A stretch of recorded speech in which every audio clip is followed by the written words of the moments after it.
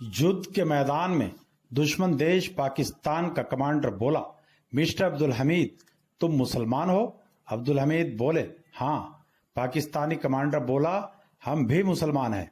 अब्दुल हमीद बोले, तो फिर? पाकिस्तानी कमांडर बोला, आप जानते हो कि हम दोनों मुसलमान हैं और हम दोनों मिल जाते हैं और भारत के खिलाफ लड़ते हैं। अब्दुल हमीद ने कहा कि मैं एक पक्का सच्चा भारतीय मुसलमान हूं और एक सच्चा मुसलमान कभी भी अपने वतन के साथ गद्दारी नहीं कर सकता। तुमने यह कैसे सोच लिया? कहकर अब्दुल हमीद ने अपने पास मौजूद हथियारों से पाकिस्तानी सेना पर ताबड़तोड़ हमला बोलकर उसके करीब 1 दर्जन से ज्यादा टैंकों को उड़ाकर रख दिया और सैकड़ों पाकिस्तानी दुश्मनों को अपने वतन की हिफाजत करते हुए मौत के घाट उतार दिया।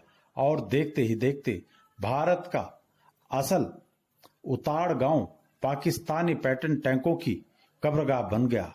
लेकिन भागते हुए पाकिस्तानियों का पीछा करते वीर अब्दुल हमीद की जीप पर एक गोला गिर जाने से वो बुरी तरह से जख्मी हो गए और अगले दिन 9 सितंबर को भारत का ये अमर सपूत वीर अब्दुल हमीद शहीद हो गया, जिसकी आधिकारिक घोषणा 10 सितंबर को की गई। आपको बता दें कि वीर अब्दुल हमीद का जन्म उत्तर प्रदेश में जिला गाजीपुर के गांव धर्मपुर में 1 जुलाई सन 1933 को मोहम्मद उस्मान के घर में हुआ था। वीर अब्दुल हमीद का परिवार बहुत गरीब था। उनके वालिद मोहतरम घर बार चलाने के लिए कपड़ा बुनने का काम करते थे, लेकिन अब्दुल हमीद का दिल इस सिलाई के काम में बिल्कुल भी नहीं लगता था। उनका मन तो बस कुश्ती, दंगल और दौपेचों में लगता था, क्योंकि पहलवानी अब्दुल हमीद के खून में थी, जो उन्हें उनके वालिद और नाना से विरासत में मिली थी। वीर अब्दुल हमीद शुरू से ही लाठी चलाना, कुश्ती करना और बाढ़ के दौरान नदी को तैरकर पार करना तथा सोते वक्त फौज और जंग के सपने देखना और अपनी गुलेल से पक्का निशाना लगाना उनकी खूबियों में शामिल था।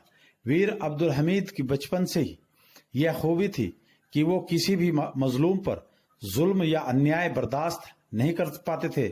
उत्तर प्रदेश सरकार में राज्य मंत्री रहे और वर्तमान में विधान परिषद सदस्य माननीय आशु मलिक बताते हैं कि एक बार वीर अब्दुल हमीद के गांव में एक गरीब किसान की फसल को जबरदस्ती वहां के जमींदार के करीब 50 गुंडे काटकर ले जाने लगे।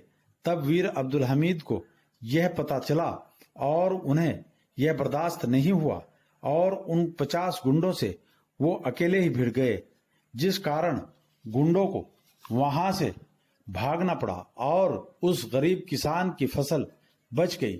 माननीय आशु मलिक बताते हैं कि एक बार अपनी जान की बाजी लगाकर भीषण बाढ़ से में डूबती 2 युवतियों की जान बचाकर भी वीर अब्दुल हमीद ने अपने साहस का परिचय दिया था। अब्दुल हमीद की बचपन से ही इच्छा एक वीर सिपाही बनने की थी। वो अपनी दादी से कहा करते थे कि मैं फौज में भर्ती होऊंगा। दादी जब कहती पिता की सिलाई की मशीन चलाओ, तब वह कहते थे, हम जाए फौज में, तोहरे रोक ले, ना रोकब हम, समझ लू।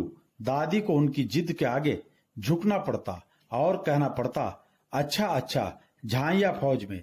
इस तरह वीर अब्दुल हमीद 21 वर्ष की उम्र में फौज में भर्ती होकर वर्ष 1954 में अपना कार्य प्रारंभ किया।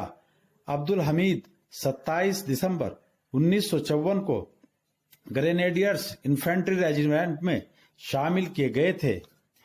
इस तरह वीर अब्दुल हमीद को परमवीर चक्र से सम्मानित किया गया और 28 जनवरी 2000 को भारतीय डाक विभाग द्वारा 5 डाक टिकटों के सेट में 3 रुपए का एक सचित्र डाक टिकट जारी किया गया। इस डाक टिकट पर रिकाइललेस राइफल से गोली चलाते हुए जीप पर सवार वीर अब्दुल हमीद का रेखाचित्र बना हुआ था।